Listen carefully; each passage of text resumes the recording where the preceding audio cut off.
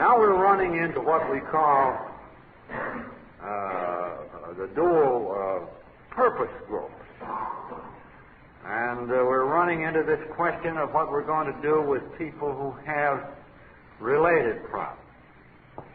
We got a hell of a queer sex problem, let's say, or we got a divorce problem, or we got a narcotics problem, or we got a gambling problem, or we're too fat, or we're nervous, we got a neurotic problem. Well, around in AA, we got people with all those problems. I guess I got all of them myself. However, I am a drunk and you're a drunk. So the primary basis of my identification with you is the hell of a time I had drinking and the wonderful time I've had getting over, which has involved, however, with dealing with some of these underlying problems which we already had. So now, as you know, there have been a great many sort of offshoots or copies of AA, some faithful facsimiles, some not so much so. We have Neurotics Anonymous and Gamblers Anonymous and Addicts Anonymous and Narcotics Anonymous and Divorcees Anonymous. And we have some organizations that deal with mental cases like Recovery Incorporated and We Are Not Alone Society. And some of these people begin to do very well, and they're borrowing from them. Now, some of our members go over to these other people to help them and to be helped. And that is fine. But now, again, comes the old problem that we had with the clubs, with the family, with the education. Now we want to be married. So, let's say I'm a narcotic addict as well as an alcoholic. Well, we got around in AA, a lot of people have had trouble not only with pills, but with morphine. I mean, a genuine addict. They identified with us, they joined us because they were also alcoholics. But naturally, having had the addiction problem too, they know the awful agony of that. They want to carry this message to the pure, straight addict. So, in some cases, they've tried to bring those people to AA meetings and bring them into full membership.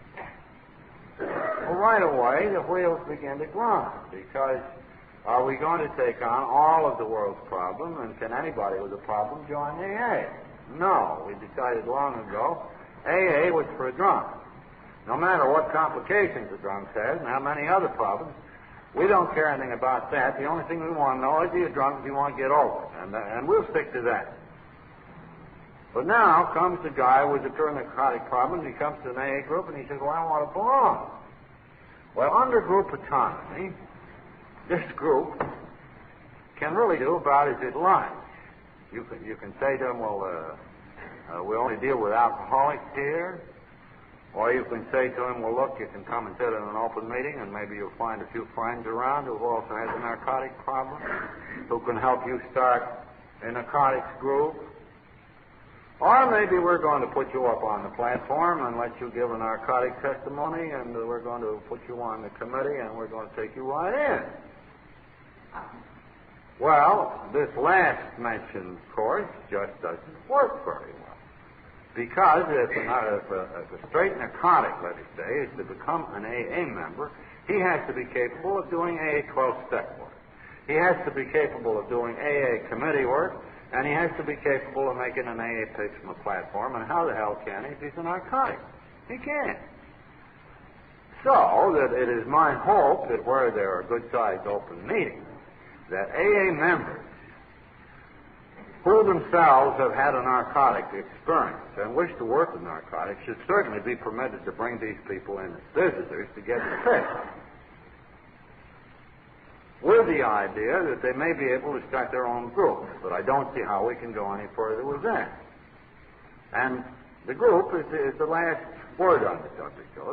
The group can do what it likes.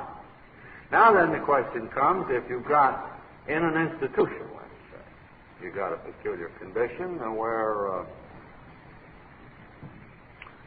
they can't have but one meeting a week, the AA group, and here are a lot of narcotic people, and here are people with just a plain crime problem and other problems, and they see these drunks getting so much better emotionally, and say, how do you do it?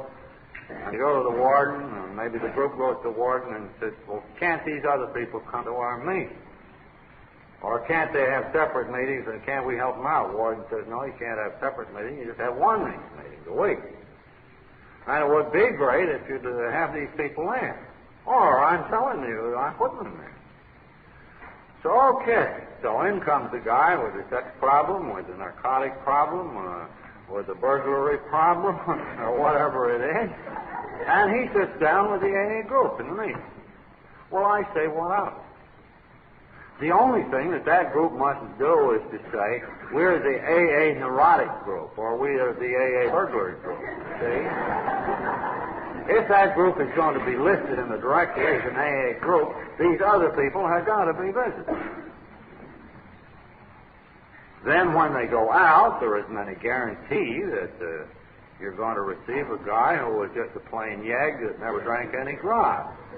Maybe he would be received as an open meeting, maybe not. I don't know. I think that's up to each group. Now, you see, there are these borderline cases which are not matters of shifting the AA tradition around. It's just a reasonable application. And again, it's this middle course. You can take the course, will have nothing to do with anything whatever but a drunk. A pure drunk. Well, in the first place, there ain't any pure drunk. But all these things are able to drunk. Or you can take the attitude, AA is going to save the world, let's bring them all in. Now, how do you apply the AA tradition of the single purpose of AA and the no endorsement idea of AA and the group autonomy idea of AA? If you take those three traditions, you can work out fair applications, which will make what we know available to these other situations and groups, and at the same time not get us married and compromised, which might ruin us. Because I think that it is a fundamental, running all through government and through all forms of society, that your first function is to preserve your own entity. Let us first preserve Alcoholics Anonymous. Then next, let us, as individuals, do what we can for the world around us.